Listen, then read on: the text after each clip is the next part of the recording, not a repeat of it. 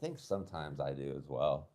It's better because I generally just wear like I have like 3 hoodies I wear in rotation, and so other people don't know what color it is. I There keep you it go. going. There you go. We're here at the What's Happening in Salem podcast at our gray home. Um, and Metronome, how are you doing, man? Doing good. Yeah, I love it. Well, I love the studio, and Steve. Yeah. A question we always ask people is, what animal would you be if you had to pick one to represent you? And today we're talking with Steve Hurley from Banner Homes. Yep. They're working on this huge project, and I'm excited to dig in and learn more. And something that's unique about this project, and we'll talk about it, is that it's local developer. They're going to be using all local contractors. And generally, a project this size right now, we usually will see a national developer come in and grab it. Yep. And that means that not as much of the money stays local in the community. So I'm excited to dig in on some of that. I love but it. Yep. what animal are you seeing on Dude, the wall? I don't know. I mean, I think the sloth is kind of cool, but it would give you a perception that maybe I'm just lazy. And what have you. But it's a great room. It is. It's a great room. It's a lot of fun. How about let's do the monkey here? That's Yeah. good. Let's do the monkey. That's the party animal right there. Why do you pick this one? What are you seeing in it? Oh, he's got some class. I mean, look at those chains. Nice sunglasses, hair slicked back. He's going places. He's ready to go, He's for going sure. places. He's been places and he Yeah. is going places, for sure. Maybe he has some- some stories to tell. Some sick silk pajamas. Yeah, for sure. His Yeah. little pajamas out. Yeah. So great room. Is this your studio? No. I'm the manager of the building. I got you. Okay. I'm the manager here. So the company, they actually had a space in Portland. Yeah. This is their second space. Nice. And then they are looking at expanding. I think they're opening in Bend and, They have 9 in Portland. okay, 9 in Portland. Yeah, Okay. Just 3 dudes that in bands and needed a place to Oh, practice. cool. And rented out or leased a warehouse. Yeah. Split it up for all the local bands, and it just kind of did pretty well. And they finally were like, let's take this out of Portland. Yeah. And they came to Salem, which is just the closest spot. So they're still in here all the time. Very cool. They design all this. And, Yeah. Very cool. Yeah. It's cool seeing people starting projects in Salem.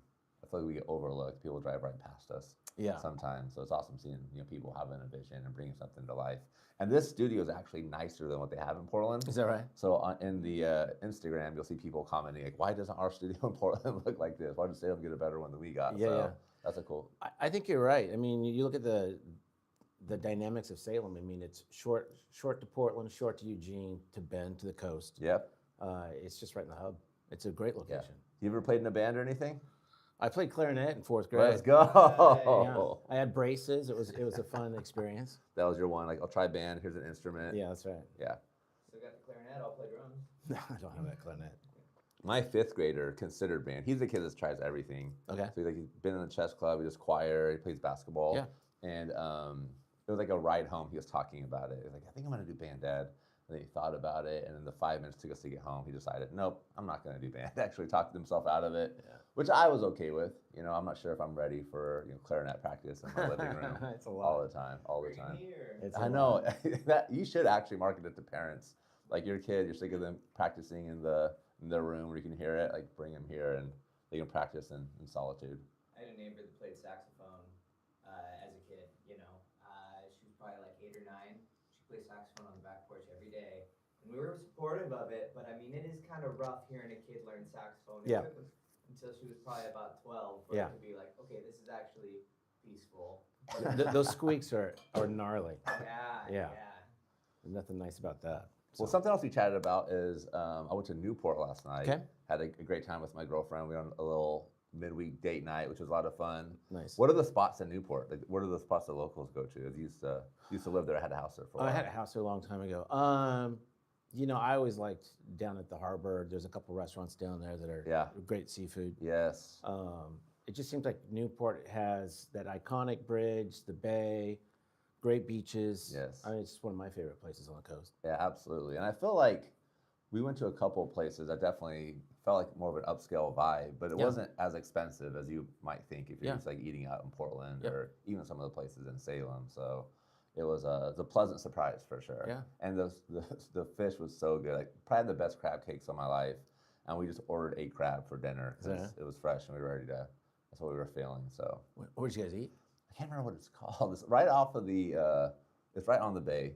It's on that strip. Did it have the rollaway doors?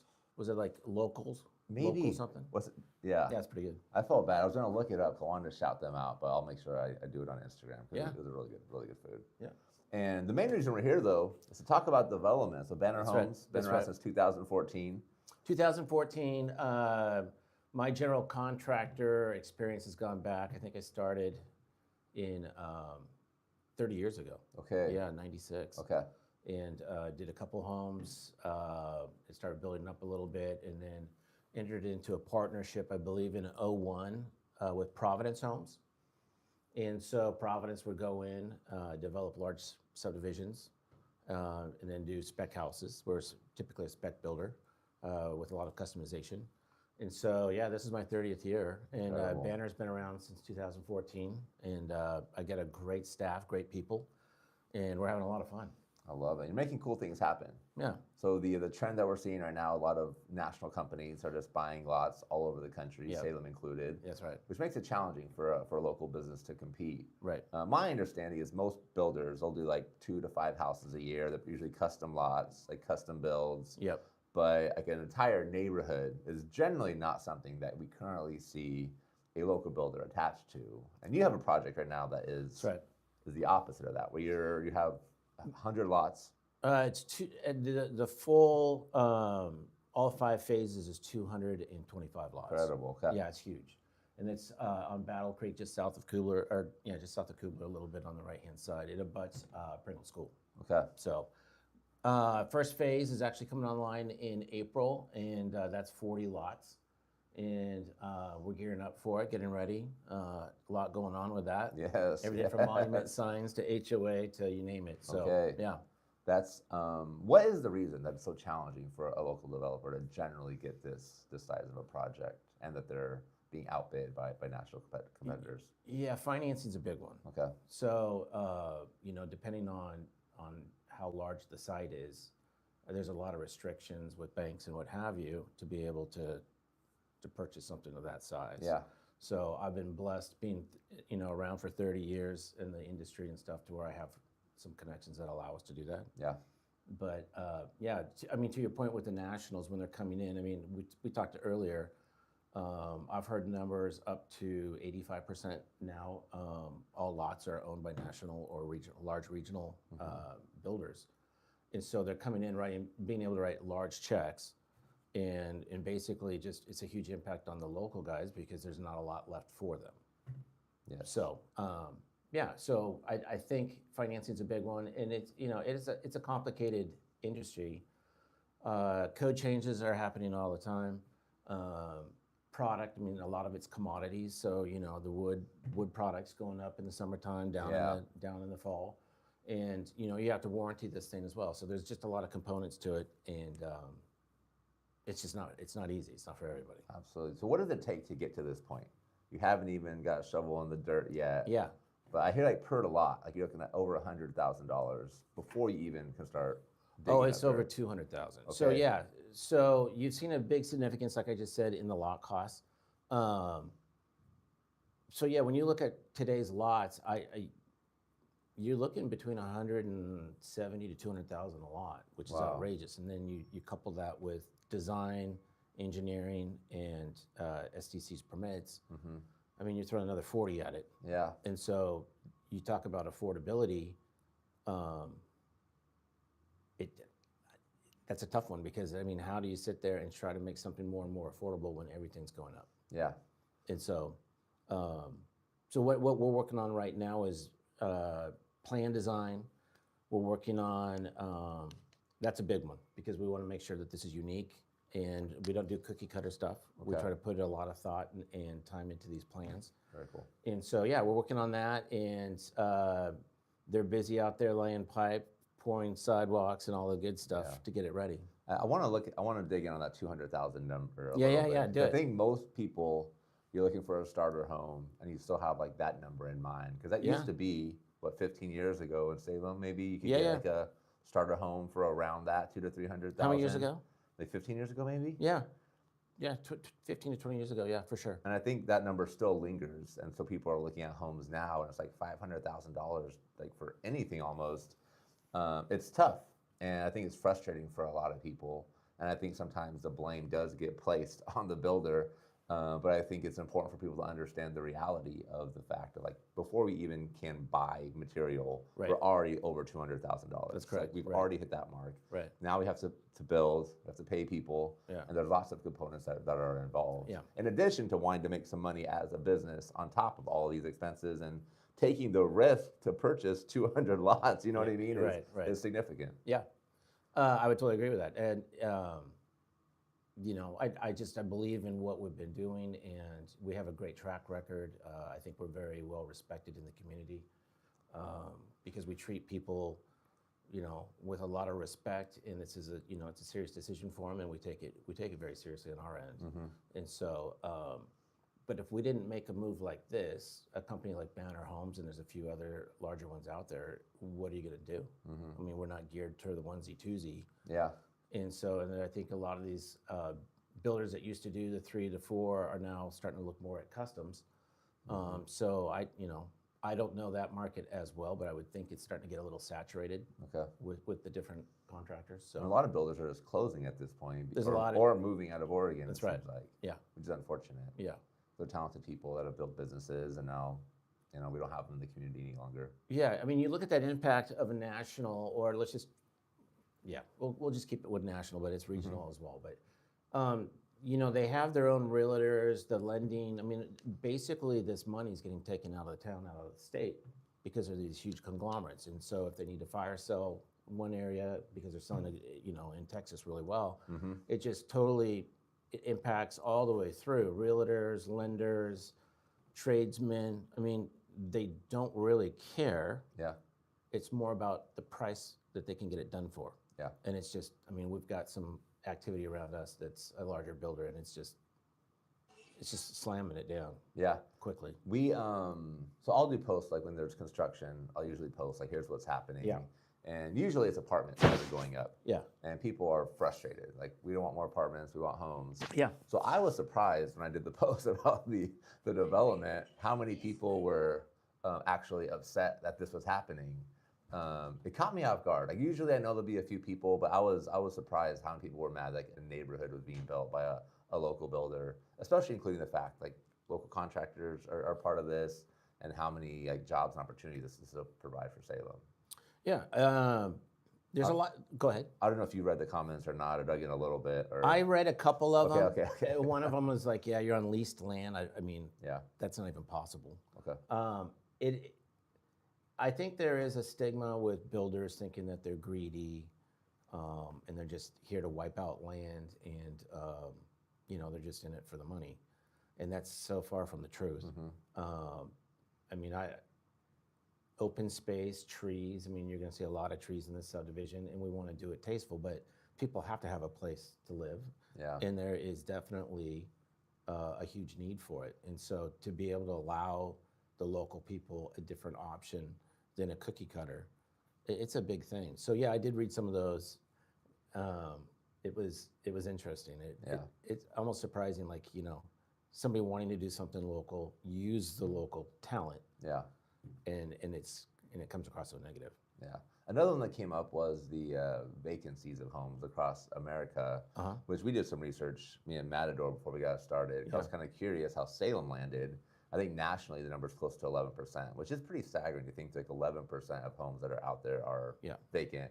But in Salem, it's a much smaller percentage. We're about 4% is what we found, which is encouraging. It means that the spaces that we have are being used. Yeah. But it also tells the story, to me at least, that like we need more spaces for people to live. Right, and not just apartments. Yeah. Yeah. Yeah. But we do need to tackle that affordability issue. And I'm, just an example is, I know there's some new code coming out at the end of the year that impacts efficiencies supposedly for like HVAC systems and what have you.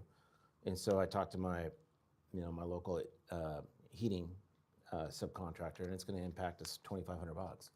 And these codes keep on changing, and it does nothing but raise the price that much higher. So we need to really work with the jurisdictions and try to work together to get things more affordable. And right now, I mean, we're kind of on our end, we're very conscious of it, and we're pricing things to where we're trying to make it affordable for the community as well as we can. I love it. Yeah. So talk to us about the codes that have been changed recently, because I know with natural gas in a new home, it's almost impossible to. They're trying to eliminate natural gas altogether. They want to, electric is a big buzzword, and I don't know if that grid could really handle. I mean, just recently we've heard of blackouts, which we've never heard in the past, with the grid system not being able to handle the power with their storms, what have you. But what we're doing is we're making a very airtight compartment, and some people don't necessarily agree with that scenario. They want it to be able to breathe. And so, yeah, you're talking home recovery systems, you're talking thicker windows, all across the board, there's just more and more added. Yeah. Yeah. Just little by little adds onto the price. It really does. Okay. And the lot cost is a big one too. Yeah. What is driving the lot cost to be so much higher? Well, when you have builders able to write very large checks, the alternative has been that a developer would be selling to multiple builders, and that collectively the builders can take down a subdivision by smaller amounts. But now that somebody could come in and write a check, and a large check at that, and you're cashed out and on to the next project. Yeah. That's very enticing. Yeah. Yeah. Okay. Yeah. It's very risky, development and building. So to take that scenario off the table. Yeah. Is there an opportunity for local builders to kind of unite and pool resources and hey, let's all come together and? Oh, I think it'd be great. Yeah. I do. I think it'd be great. That's a great question. And there's a handful of them that do work together. But again, it's, we're in a subdivision right now that we bought 5 more lots in, and there's some other builders in there, and then there's a large national that came in and bought the other 2/3.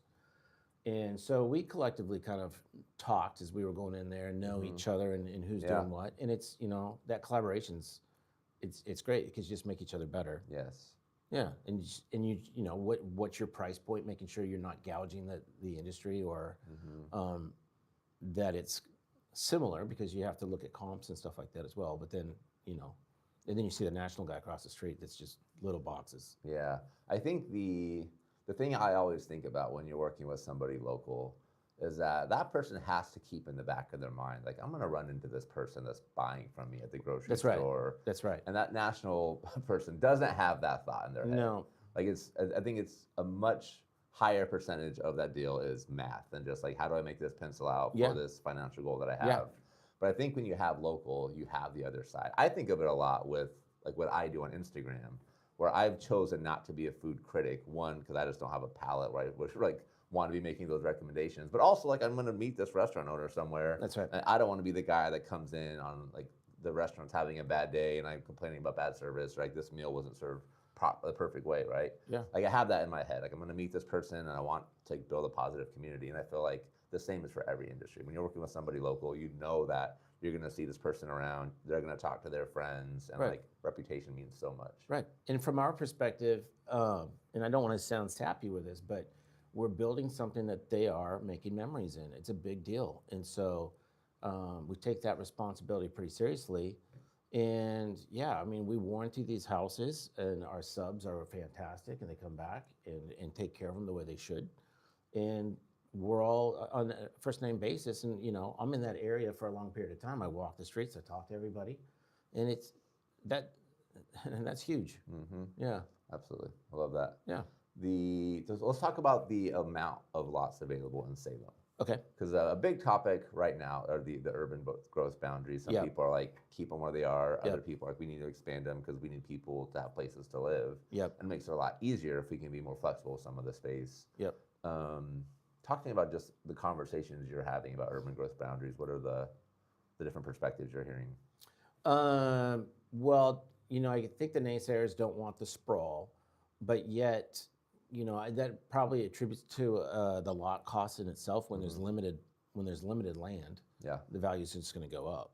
So it could definitely be a positive to more affordability. The infrastructure, we pay a lot of money in SDCs and stuff, and it needs to go back into the entities that actually these houses are creating, like, street repairs and parks and stuff that really matters. But Yeah. I think these funds go in a lot of different directions that really don't base this on the infrastructure. So I'm a proponent of definitely expanding the urban growth boundary within reason. I think that both teams need to come to the table and talk through what the needs are. I'm sure they're doing all kinds of studies and this and that. But yeah, I mean, we are eventually going to run out of land in the city. And then there's some land I know that's available, but I think there's other issues like water and stuff. And those tanks aren't cheap anymore. Because what I've heard is that a lot of the land that is currently available is really hard to build on. It is. So if you're going to build on it, you can't do a single home because it just wouldn't, you'd lose money on it. Right. And so that's what creates this environment where you Yeah. have to kind of think of multi-use and you have apartments attached. Yeah. Is that accurate? Is that what you're hearing as well? Yeah. Okay. When the city's really into high density right now, Yeah. just to hit some of those numbers. Yeah. And so they're very encouraging of zero lot line product, this middle housing term that they're using for ADUs and what have you. Yeah. Just higher densities. Yeah, I think that's something a lot of people probably don't realize when you see so many apartments going up. Is it's easy because the state has these goals of doors, and it's a lot easier to build a 300-user apartment complex than it is 300 individual homes. That's and correct. Take way more time as well. Yeah. I think the other thing interesting with the homes, as I'm sitting here thinking about it, is just the different trends with the houses themselves. And one of the things I think that's important nowadays is to be able to offer up alternative housing where you have like your in-laws or your parents living with you, or the kids that are in college that can afford to go rent. So we're putting a lot of thought into that too, because I think that's a trend that will continue as affordability becomes more of an issue. I like that, honestly, because I feel like for all of human history, you kind of like had your family like as a close unit, you could support each other. Yeah. And we've really gotten away from that, and it's a lot more expensive, to have everybody owning their home place as opposed to like, all right, let's consolidate resources a little bit. What are other trends you're seeing right now as you're thinking of like building a modern home in 2026? I think that bigger is not necessarily better. I think well thought through plans, storage is a big deal, making sure that they have, places to put things. I think women are still, they're the buyers for the most part. Yeah. And, really thought through kitchens, bathrooms, some pantries, some of these things really go a long ways. I think you really need to, even like with a pantry, you can just put shelving up, or you can sit there and put a nice shelving with plugs in the back so they can put, all their appliances and stuff back in there tucked away. So, okay. Yeah. I'm still a big fan of light, bright, and open. We do a lot of glass. We do a lot of vault. I don't like confined. I understand that compartmentalization's coming back in, which, that's a specific dining room and a living area and stuff like that. Salem's usually a little behind on those types of trends, so we'll see what shakes out there. But yeah. So right now, people can kind of pick their design when they're buying a lot. Is that how it works with your current project? Yeah. So with Banner, what we've done, let's use Headwaters. So we have right now, I'm working on probably 12 different plans. And so if you were to come and want us to build you a house, you could pick through those plans. There's going to be some specific because of the lot sizes. And then you're going to work with my staff. So I've got my wife and my daughter, Abby. They're the design team, and they're fantastic. They sit there, and they do a really good job of listening. That's great. And, we are able to buy things in volume with the size that we are. And so there's a lot of value there. But, so they're going to take you through, talk colors, and then start putting a palette together. As far as that, and then with that house, if there's some minor stuff there, we can work with that too. We don't have in-house draft, but we're very close with her. She's amazing. So, yeah. That's a good time. What's your favorite part of the project? I really enjoy sitting down, and I've made myself a lot more available with clients. And, the excitement and you take bare dirt and you're making something tangible and just visualizing that with them and being excited with them because it's, I mean, I can visualize, I've done enough homes. I mean, I've probably done about 800 homes plus. Incredible. Yeah. So kind of getting that idea of what they're talking about and understanding, and then that, you know, getting excited with them and throwing out some ideas. Well, what do you think about this? Yeah. I think that's probably my favorite. Yeah. There's certainly a lot of hats I put on. Yeah, probably, Too yeah. many. Yeah. Yeah. I've gone really gray lately. Yeah. I'm catching up, man. I'm catching yeah? up right here a little bit. All right. I'm losing my hair though. You still got a full set up there. I got to wear hats these days because. I got yeah. I'll give you some of mine. Yeah. Please, I would love your hair. You got a full head here. Yeah. For sure. Yeah. It is fun seeing the projects come to life. So I live out south. You actually Okay. have a couple of lots pretty close to my house. I won't say what street but it's just awesome. Like you're walking around and then you walk again the next weekend. And it's like, man, this is like, I can see what's happening here. Yeah, yeah. And like you start thinking about, all right, kids are going to be out here like playing, and hopefully Okay. my kids might have some new friends that are living in the area. Yeah, it's great. It is amazing just seeing it come to life and Yeah. like community transform and evolve. I feel like there are just a lot of people in Salem that don't want that though. They want things like stay how they are, and maybe it's just like a different personality type. But I am very much like, what could it be? You know what I mean? What if we did like just make little changes here or there, find different ways to invest and build, like think about the potential. And so I struggle sometimes when things just like somebody's like, this is just the way that it is. That's just my least favorite words. You know what I mean? But like, what could it become? Let's just try some things, see what works. Yeah, I love it. So am I currently building in that area? Yes. Okay. You have a couple of lots. I Yeah. believe. So, you know, one of the things that's kind of exciting is just in this last week, they're not signed totally, but I think all of them are sold. Oh, wow. That's I know. incredible. I've never seen anything like it for a while. I think people are starting to understand that interest rates, they're not going to go back down to what they were. That was a huge once in a lifetime opportunity right there. Yeah. And actually, that's impacted new construction quite a bit, because when you're sitting on a 2.75 interest rate, you don't want to leave that and jump to a 6. Yeah. You know. Yeah. So, but some people now are really sitting there saying, okay, well, we can work with that number. It's not 8 anymore. And so we're seeing that open up a little bit. But yeah, we're excited. I mean, That's incredible. and then it goes back to, I mean, I had the privilege to be able to meet these people out there, walk it. And yeah, there's a few changes, but it was well thought through and easy for us to do. Yeah. So yeah, That's special. it is good. Yeah. Is it mostly families that you're seeing moving to new homes currently? Is it retired couples? You know, what are the trends? A lot of it depends on the topo. So, you know, we try to do a single level if we can. That just opens up the door for everybody. Okay. You know, I would say though, we are seeing, you know, a lot of the retirees and a lot of the, you know, new families. I mean, all across the board, really. Yeah. Yeah. But we really like that master, that primary on the main, just to allow that option to not have to deal with stairs if they don't want to. Really big into big outdoor patios.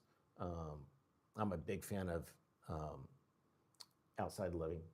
I love it, you know. Yeah. I can barbecue all summer long outside. That's what I like.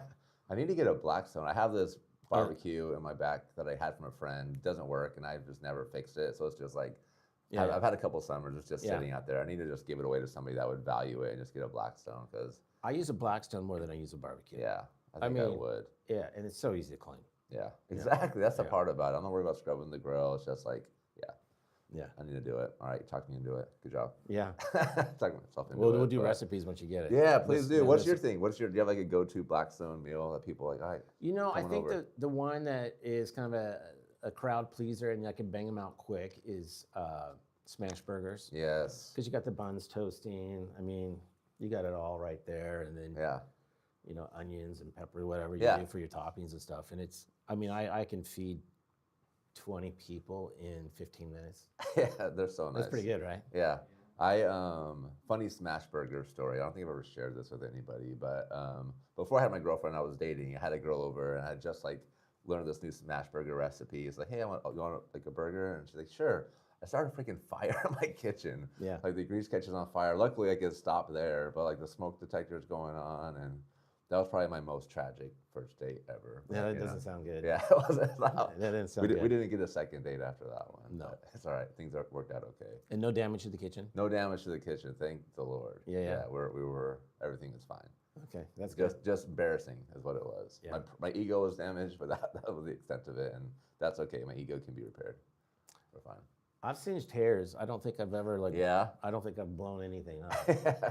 I still have a lot of time left, I guess. You still have time. What happened? How did you singe your hairs? What happened? Oh, dude, it's that whole, they're not lighting really well, so it's building up with gas, and you're trying to, let it air out a little bit, but all of a sudden it all catches, and it's like a great big, Yeah. atomic bomb in that thing. It's like my worst nightmare. Yeah. Lose all my hair. Yeah, right? Yeah. Is that your best attribute, is your hair? Probably. It's top 5 for sure. Yeah. Yeah. It looks amazing from here. Yeah. Thanks. Exactly. Yeah. You get compliments a lot. Are you single? Are you dating? What's your? I don't even know your. I'm single. Single. Okay. Yeah. So yeah, Right. the hair works, man. I hope so. Let it down and flip that around a little bit. Exactly. Yeah. I did burn my facial hair and my eyebrows off one time, starting a fire. Oh, There was shoot. A fire in the backyard one time. Oh my gosh. I did not realize my buddy came and poured a bunch of gasoline on it, and it turns out it's very explosive. Yeah, it is. So, Yeah, that Absolutely. was a fun time. I hope that never happens again. Yeah. Lost the eyebrows and a bunch of my hair. There you go. Do you want a barbecue grill? I know somebody has one. He's giving away. No, I don't. No? need a barbecue grill. Okay. Okay. No. Okay. I did recently switch to propane, Yeah. and it hurts my soul a little bit, but it is really convenient. It's so convenient. As opposed to charcoal? Yeah, it was charcoal on counter. You fought the good fight though, man. You held out. I held out, yeah, it took a long time. I have one of the attachments in my back as well, where I can just plug the propane straight into it. Oh. I'm just scared I would forget to turn it off and it just stay running. So I don't know if I would trust myself to do that. But maybe I'll stick to the propane tank. But it's an option if I ever wanted to. Do you have gas in your house? Yeah. Dangerous. For now. For you. For now. Yeah, exactly. Yeah, exactly. I And love gas. so It's convenient. instant, it's clean. Yeah. Yeah. People don't like it though, is a thing. Well, if you leave it on, I mean, I get that. Yeah. Mine is direct line, so it's not a tank. It's Yeah. coming Same. from the street. Yeah, That same. could be spendy. Yeah. Leave that it thing on. leave that thing on. Not fun at all. Yeah. I had an expensive situation where I left one of my sprinklers on for like a weekend as I Oh, boy. was out of town. Yeah. And yeah, that was expensive. Yeah. A lot of water. Water's not cheap. At all. No, it's gone It up. seems like it's just like Everything's gone up. everything. Is anything not going up right now? Gas. Because that's not goes how down- inflation works. Gas goes down sometimes. That's true. Eggs are back down a little bit. Eggs go Thank down. goodness. You can afford to eat eggs again. Yeah, right. Milk. Yeah, we were like running out of everything for a while. Things were just falling apart. I think we're back though. I think we're on a good trajectory with some things. There's still a lot of problems that we're working through, but yeah. What are your favorite places in Salem? Speaking of food, you have some spots that you're like, Oh, I think Cozy's tough to beat. They do a really nice job. Yeah. Da Vinci's does a great job. I haven't been to Da Vinci's in so long. I need to go back there again. It's probably been 10 years since I've been to Da It's a good Vinci's. atmosphere. Yeah. It's kind of quiet and Yep. music going. Yeah. I tried pinchos the other day. Yes. I love pinchos. Yeah, Was- those empanada things. Where's that at? It used to be, what was it called? It was a tequila bar. Uh, It's like right behind Amadeus in the Okay. alley. Yeah. Hasten Grill's right there. Yeah. Okay. Yeah, they do a good job. Good drinks. They have really good food as well. Okay. It's a sneaker though. It's a small spot, but they do a good I'll job. check that out. They got bull horns that are super cool. Okay. Huge bull horns in Yeah. there. Can't be as cool as this room, but I'll try it. Yeah, exactly. I don't know. I mean, if this place had a bar in it, maybe. Yeah. There you go. So Tommy, he's worked in he's the guy that started Pinchos, and Okay. he's worked in a lot of different restaurants around Salem. Yeah. It's kind of had this vision for a while, and I think just found the right opportunity, and seems to be knocking it out of the park. They have a whiskey club that I'm part of, but I actually Okay. haven't been able to make it to one of their meetings yet. But they do like tastings every quarter Yeah. doing the whiskey club. They're doing a good job building community there. Yeah, that's great. Yeah. I feel like that's what you have to do now if you're a business owner. Like you have to be like, what am I doing to build community, and then trusting people will buy stuff while they're there, because people don't as often just go out to shop. Because it's easy, you can shop on your phone, things get delivered. I totally agree with that. Yeah, you have to like figure out how do I bring people together first. Yeah, community is a big deal, Yeah, and I think it's, it's something we all need to pay more attention to because I think it's gotten a little lost. yes. Yeah. I think people are craving it right now. Like, there's so this too. craving to like get out and meet people again. I feel Yeah. like Yeah, that's Yeah. good. Yeah, in those subdivisions that we were just discussing out south, I mean, the neighbors are great, and they're always asking me, "Hey, are you selling to somebody really nice, or do they have kids?" You know what I mean? And so, you can't discriminate. But we've been blessed to have a lot of good people out there. That's awesome. And they're always walking and talking in front patio. Yeah. My neighbor's house is for sale right now too. Is that so right? we have like that development, which would bring a lot of people in, but then my neighbor's house is for sale also. So I'm like, oh man, hopefully it's like a family with kids, but I don't know if it's really built for like a family with kids. So probably won't be that, but hopefully just somebody nice that I get along with. I hope so. That's the hope. I for hope sure. so. There's nothing worse than a bad neighbor. Yeah, it's a little nerve-wracking a little bit, right? Yeah, Like that's I right. get along with most people, so I'm not too worried about it, but it would be nice if it's somebody that we just got along with. It's a nice neighborhood for sure. Yeah. Share some Grey Poupon. Yeah, exactly. Yeah. Awesome. Fire commercials. I do want to do a shout out real quick to the Home Builders Association. Okay. I was just at a meeting yesterday where the city of Salem invited architects, engineers, builders, and they're really, I sense that there's really an effort to collaborate and work together. Love that. And, Mike Erdman is the president over there, and he just did a great job of helping facilitate that. And I just, there's a lot of stuff that goes on behind the scenes with like an HBA, Home Builders Association, that they need a lot of support, and it's really important when we go back to community and all that stuff. They're definitely they bring people together in this industry quite a bit. So that's great. Yeah, they're doing a really good job over there. How is the community within the builders? I think Home Builder Association is doing a great job, but just in general, like contractors, builders, how is that community pretty tight knit for those that are on the outside? That's a hard one. Okay. I mean, there's a couple of builders that I meet often and grab coffee, and we've known each other for years because they get it, right? You can sit there and talk about some stuff that is industry specific, and they just get it, and they get the stress, and it's not for the weak at heart. I'll tell you that. Yeah. You're playing with 6-digit chips, and they're all on the That's table. That's a lot. Yeah. So, but they're also competition. So it's just an interesting mix. I think that there is a lot of camaraderie though, and I think you're going to see more and more that the local people are going to like lock arms and work together. Yeah. Because we have a giant behemoth that we're all looking at, saying, okay, how do we work with that? Yeah. Yeah. It seems like there is the potential for there to be a lot of conflict because these three people are going for this deal. One person gets it, which means two people lost. Yeah. And then it becomes a grudge situation. Yeah. As opposed to like, we all were going after it. One person just got this one, but you'll probably get one of the other ones that's coming That's up. kind of hard. That's our take. Yeah. We can't get them all. Yeah. And so, and there's some good builders out there. That, I respect some of those builders. Yeah. So it's hard for me. I even just in the media space where somebody else breaks news, I'm like, how did they get it before I got it? But then you're just like, I can't get everything. There's a lot of people out there that are doing good work. So I think just having the abundance mindset of like, all right, like there's enough for everybody. If we're all doing good work, can go. There really is. Yeah. There really is, and especially there's not a lot of new subdivisions coming down the pipeline, and that process has gotten very strenuous, and the time frames are crazy now. I mean, I think it takes a couple years to develop a subdivision, when before it was, it wasn't like that. What was it before, just so we can kind of understand the scope of it? It was just it was just easier. There wasn't so many hoops. There wasn't so many obstacles.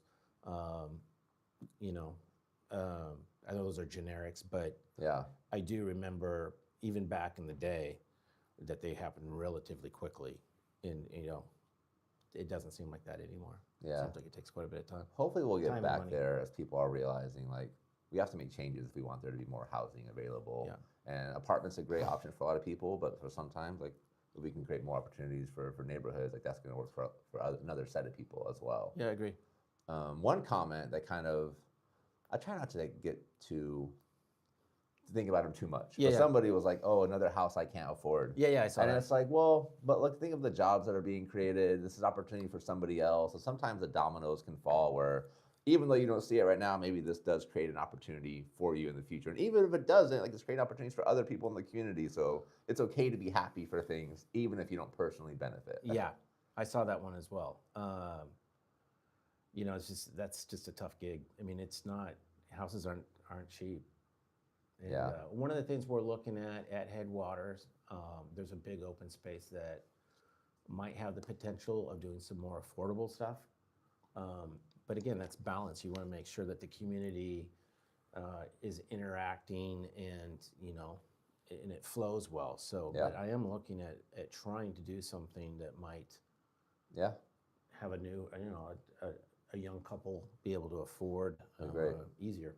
And even if not, then like somebody's going to move out of a house, move into this space, and maybe that house they move out is going to be an opportunity for a young couple. Yeah, for You sure. know, so just having these options available, I think, help provide opportunities for everybody. Yeah. And more inventory can help with prices as well, just in itself. So Yeah. I agree. So like, let's just give Banner Homes a round of applause, making things happen over the city of Salem. I love it. We appreciate you, man. Thank you so much for making it. Hey, This is a big pleasure. deal. I know you're a busy guy. Pleasure so. was mine. It was great to be here, and you know, I love it. I love what we're doing, and you know, let's go Headwaters. Let's go. What's Headwaters? That's the project. That's the project. I'm sorry. Early morning. I was in Newport last night.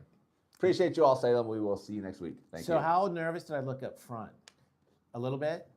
Maybe a little bit. I think you did a great job. Yeah. Well, I started getting into, you know, a little bit more relaxed, but up front I was like, oh my gosh.